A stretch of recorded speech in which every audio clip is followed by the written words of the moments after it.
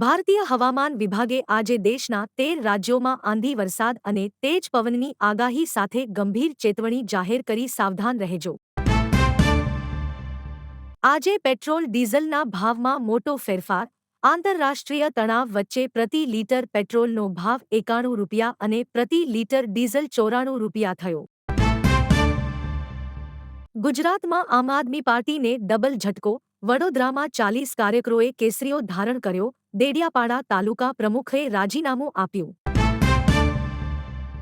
આજે મોરબી માર્કેટમાં ઘઉં ભાવ સારા જોવા મળ્યા. 20 કિલો ઘઉંના ભાવ ₹420 થી ₹570 સુધી ભાવ રહ્યા.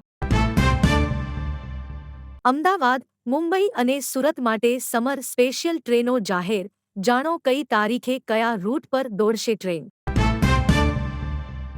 આજે ઊંઝા શિહોરી થરા માર્કેટમાં 2 લાખથી વધુ તમાકુની આવક થતાં ભાવમાં મોટો ઘટાડો નોંધાયો. તમાકુના ભાવ 2200 થી 2000 સુધી ભાવ બોલાયા.